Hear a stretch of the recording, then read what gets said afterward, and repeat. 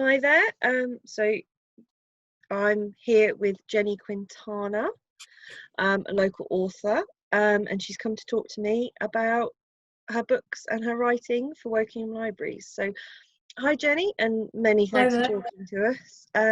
Can you tell me a bit about yourself and how you got into all your writing and just that journey that got you to becoming a published author? Right, okay. Well, it was a long journey, really. I'm one of these writers who have always wanted to be a writer, you know, from being a child, from being a great reader. That's always what I wanted to do, and I would write stories and my first little novel when I was 12, that kind of thing, followed that path. And then as I got older, I still wanted to write, and I kept on reading avidly, studied literature at university and everything. But I think I lost my confidence around that time, and life gets in the way, as it does, and you start a career, and I was working as a teacher, and you just start thinking, oh, well, I can't actually do this, this is a dream. And also I had children, so everything sort of stopped, and I was still writing, but I didn't really think that I could actually do it. So when I was about 30, I thought, right, now I've got to get on with it. And it still took quite a long time, but I started with short stories.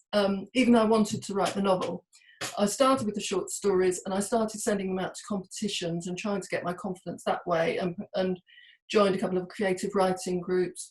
And that sort of, from that, I built up the confidence to write my first novel. And it kind of went from there, really. Yeah. That's really good. It seems to be a very normal way that authors seem to go about things these days, is the writing from a young age and short stories and things like that. So can we just talk about your first book, The Missing Girl, that came out in 2017? So can you give people an idea of the plot and the inspiration behind the book? Right, well, The Missing Girl is about two sisters, and it's told in two timelines. So the first timeline is the 1980s, and there's Anna and there's Gabriella, and Anna is the quieter younger sister, Gabriella is the more sort of popular and pretty and clever sister. And then one day Gabriella goes missing. So it's about Anna's, as a child, her search for her sister and to find out what happened. And also in modern times, 30 years later, she goes back to her village because her mother dies, and she starts the process again. So it's sort of parallel times like that. Okay.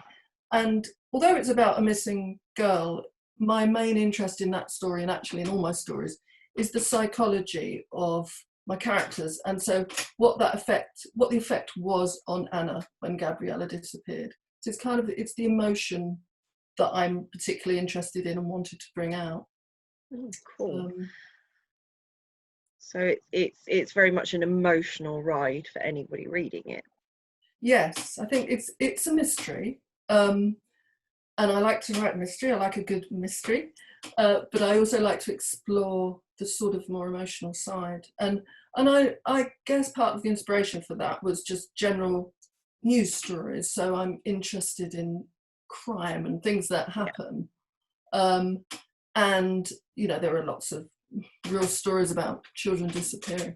But often you see it's from the point of view of the parent, particularly the mother.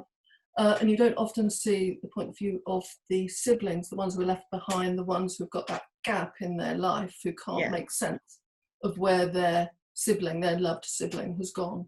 So it's that I kind of I wanted to explore that side of it as much as the mystery and the plot. That's really interesting. So your latest book, Our Dark Secret, came out in February of this year. So can you tell us how you decided, because it's about two schoolgirls who were best friends. Can you tell us how you decided to start with schoolgirls and how the relationship between the girls developed as you wrote? Because on the paper it sounds very much like a similar thing to The Missing Girl.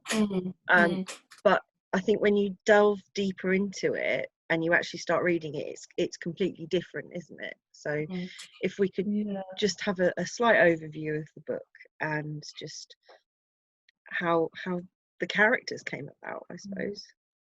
Well, again, I think, as with The Missing Girl, in that case, the characters kind of come to me first. So with Our Dark Secret, the character of Elizabeth came to me first, and I wanted to explore her story, really. But I think one of the central things about Our Dark Secret is it's about decisions that you make as a young person which affect your life throughout your life. And really shape your character and the decisions that you make later on in life. So I wanted to explore that part of it in Our Dark Secret, which kind of is why it's so different from The Missing Girl. But also this relationship, because it's about two girls, again, Elizabeth, who is a bit of a misfit, but very clever at school, and she's very lonely. And she's looking for, first she kind of hero worships her father, who doesn't deserve her hero worship at all. But then when her family breaks down, she sort of switches that almost obsession to a new girl who has arrived in the town, who is Rachel, who is completely different from her. And she tries to get close to her, and gradually she's pulled into her dark secrets. So it's a bit about obsession and about the pull that other people have. Right. And I just want to explore that relationship between them and the ultimate thing, the decisions that they make and how it affects both of them from then on. Oh, wow. So it feels, from what you've just said, it feels like it's a much more sort of intricate sort of psychological map, I suppose, of these two characters. I don't know whether you'd agree with me on that one or not, but I think that's pretty accurate. Yeah, it's because they've got so many, well, particularly Rachel's got so much darkness going on, and of course it's crime again. So there's the murders. There are two bodies in it. The book begins with the discovery of a body. We don't know the body, and we don't know why the body is there or what's happened. But again, it's Elizabeth discovers this 20 years later, and she knows who the body is, and she knows why the body is there, but the reader doesn't. So it's sort of pulling the reader through that story and going back in time and exploring that relationship and mapping it out, as you say, like that. Yeah. Oh, wow. Yeah. So it draws you in by the sound of it. It very much draws you in. And how was it to write that sort of coming of age novel, but with the thriller aspect added to it? Because I don't know exactly, but I wouldn't expect many teenagers to be going around finding dead bodies. No. No. Well, I really enjoyed that aspect of it. I mean, I love to write. In a way, The Missing Girl is a coming of age story, and I really enjoy exploring a coming of age story. I should say that my third novel isn't a coming of age story, so it's not always about coming of age. But I just enjoyed teenage friendships. Of course, you've got the sisters to begin with, and that's a really interesting relationship. And then the second one is about teenage adolescent relationships, and I just find that fascinating. Because they can be quite complex, can't they, those kind of relationships? Yes, and people are changing, and yes, they don't normally go around finding dead bodies, but it makes life more interesting when they do. So, I guess just enjoyed it, and I'm attracted to that kind of coming of age story, I guess. Yeah, sounds good. So we need everybody to go out and read those because they sound absolutely amazing. I just have another cheeky question, because in my research to ask these questions, I found out that you have lived abroad, so in Seville and Athens. Yes, that's right. Do you think that your writing might take you to set books in those places one day, or places like them? Potentially, yes, because I think that would be there. I was in, yeah, that Seville. It's very atmospheric, and I think all my experiences are probably reflected in the books. And even the 2 books that I've written, they have aspects of where I grew up. Yeah. So that sense of place is really important to me, and definitely, I mean, Seville is such a beautiful city. It would be a wonderful place to write about. So I think that's highly probable. And often my characters have lived abroad, or they are somehow influenced by by that kind of culture. So I feed it in. It's coming in all the time, but It is coming in. It might have a stronger. You might decide to set one of those novels in one of those beautiful cities. I suspect I may well, and so An Adult Secret, part of it is set in Oxford, and Oxford I know pretty well. Yeah. So of course, and then my 3rd novel is set in London, and I used to live in London for a long time. So that all wherever you are, it influences you. I think every single experience a writer has feeds in somehow at some point into their writing, I think.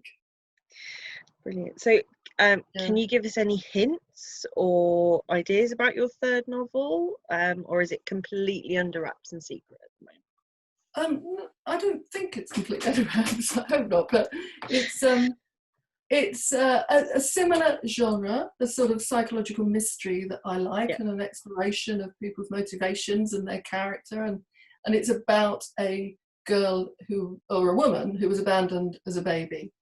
So it's about finding out her identity, which is another theme that I'm very interested in, your identity and the past and all those things. And so that's done really. So that will be coming out next February, hopefully. Brilliant. Considering how things are at the moment. But the plan is that it comes out in February. So so we've got that to look forward to, and we've got a couple of books to read in the meantime. So thank you so much for taking the time out to have this conversation with me and fill people in about your work and just all the fun things that you pack in there, and these psychological thrillers that we're so in grip of right now. So thank you for having me. It's been a pleasure. It's been a pleasure. So thank you so much, and that's it for today. So I will say goodbye now, and thank you once again. Thank you. Bye-bye. Bye.